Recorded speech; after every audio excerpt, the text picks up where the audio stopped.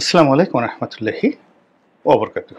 সম্মানিত দর্শক, আওয়ামী লীগের সাধারণ সম্পাদক জনাব ওবায়দুল কাদেরের খোঁজ মিলেছে। তিনি এখন কলকাতাতে আছেন। তাকে নিয়ে নানা রকম কথা বিতর্ক ছড়াচ্ছিল। অনেকে বলার চেষ্টা করেছেন যে তিনি বাংলাদেশে আছেন, তিনি ক্যান্টনমেন্টে আছেন। অনেকে বলার চেষ্টা করছেন যে তিনি ভারতে আছেন।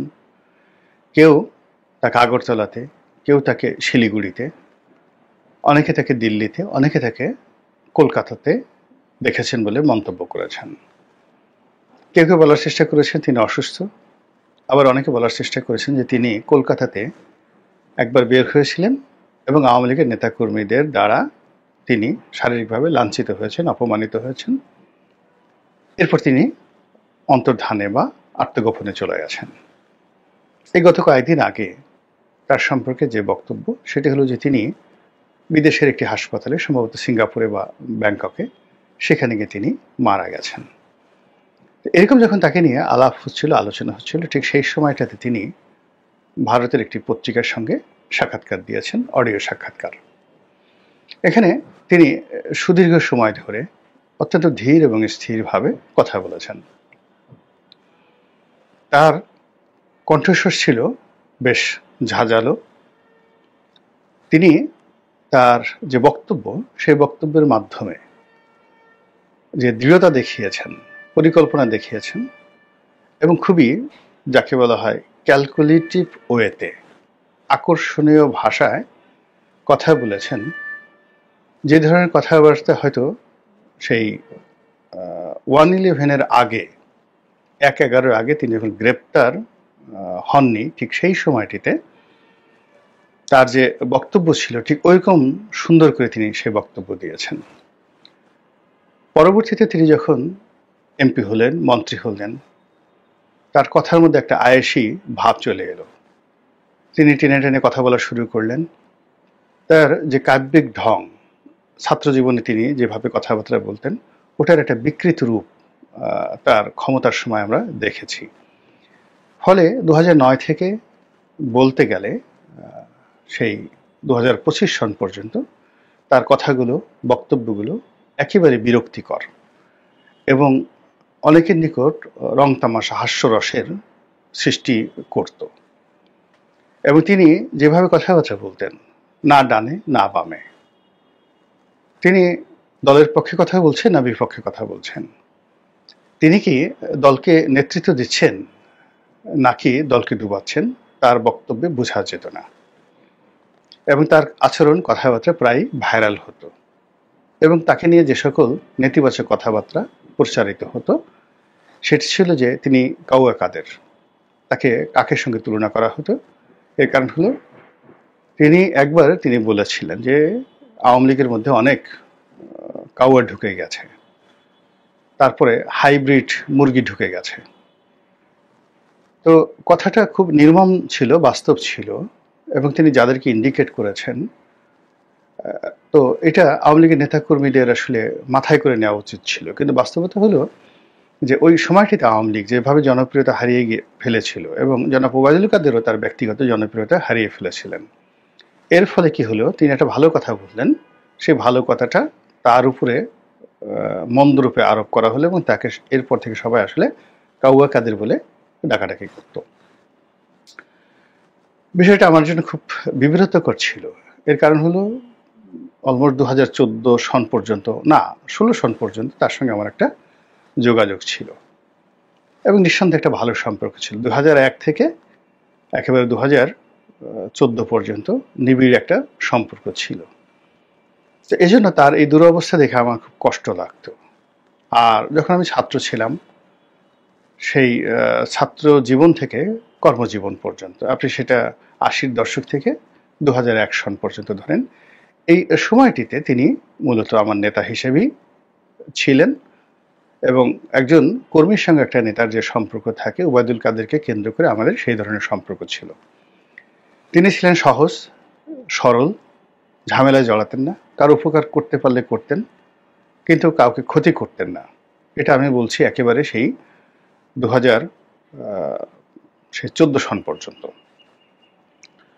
2 নম্বর হলো যে সরকারের আগের মেয়াদে তিনি কি করেছেন বা না করেছেন সেটা মোরললেস সবাই আমরা জানি। অর্থাৎ আগে তিনি যখন স্পোর্টস মিনিস্টার ছিলেন 96 সরকারে, তো তখনও ভালো পোশাক আশাক পরা, স্টাইল করা, তার মধ্যে একটা দুর্বলতা, কোটটাই পরা দুর্বলতাকে দেখা যেত। কিন্তু তিনি ছিলেন কর্মী বান্ধব, তার সঙ্গে যারা চলতেন সবাইকে তিনি অর্থনৈতিকভাবে প্রতিষ্ঠিত করার চেষ্টা করেছেন, কিন্তু নিজে ওভাবে দুর্নীতি করেছেন, অনেক টাকা পয়সার মালিক হয়েছেন, সেটা 96 থেকে সেই 2001 সনে আমরা অন্তত দেখিনি।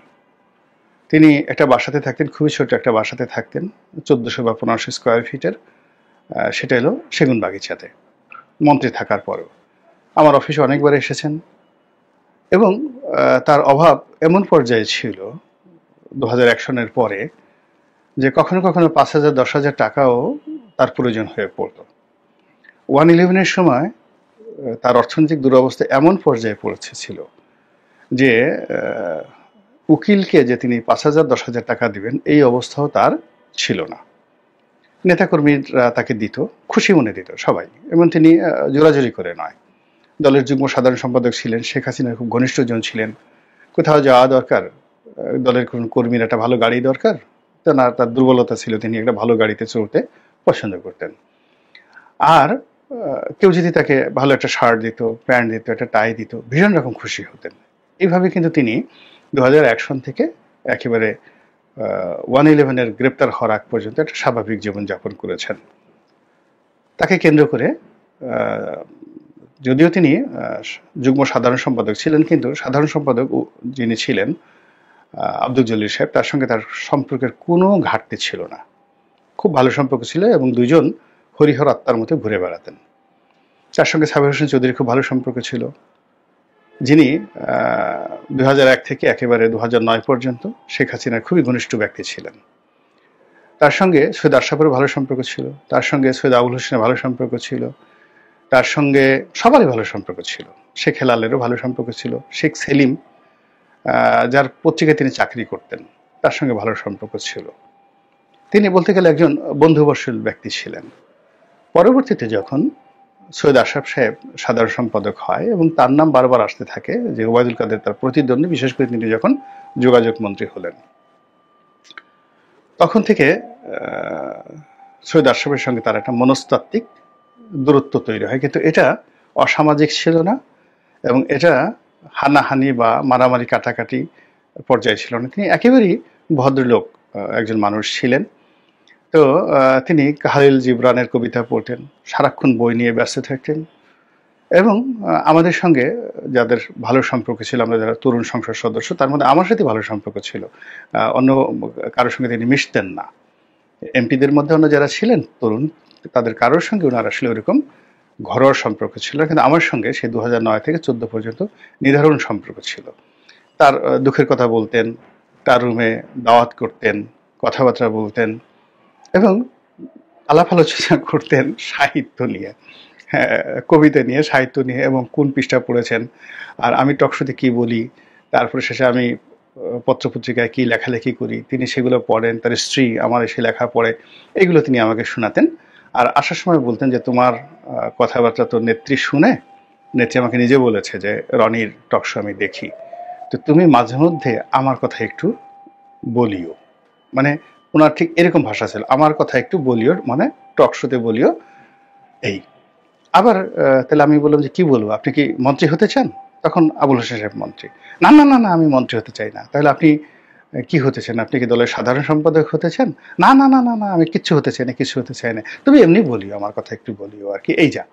তো এরকম ছিল তার একান্ত সরলতা। কিন্তু সেই মানুষটি যখন 2014 সনের পর ধীরে ধীরে ধীরে ধীরে ডেভিয়েশন হতে হতে মানুষের হাস্য তামাশার বিষয়বস্তুতে পরিণত হলেন, তখন সঙ্গত কারণেই আমার খারাপ লাগতো। আমি তাকে নিয়ে কাঙ্ক্ষিত সমালোচনা করেছি, নেতিবাচক কথাও বলেছি অনেক, কিন্তু কোনো অবস্থাতেই কখন তিনি টেলিফোন করে অনুযোগ করেননি। একদিন শুধু টেলিফোন করেছিলেন, তাকে আমি ফটাকেষ্ট বলে একটা লেখা লিখেছিলাম বাংলাদেশ প্রতিদিন পত্রিকাতে, ইতিবাচক অর্থে। তো লোকজন তার কাছে বলছে যে মিস্টার রনি তো আপনাকে একদম ডুবিয়ে দিয়েছেন।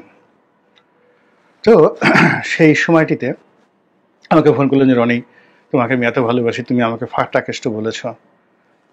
তখন বললো যে আমি বললাম যে কাদের ভাই, আমি তো আপনাকে ফাটাকেষ্ট বলিনি, আপনি লেখাটা পড়েন। মগবাজার ফ্লাইওভারের নিচের যে রাস্তাটা নষ্ট হয়ে আছে সেই রাস্তাটা মেরামত করার জন্য আমি আপনাকে বলেছি।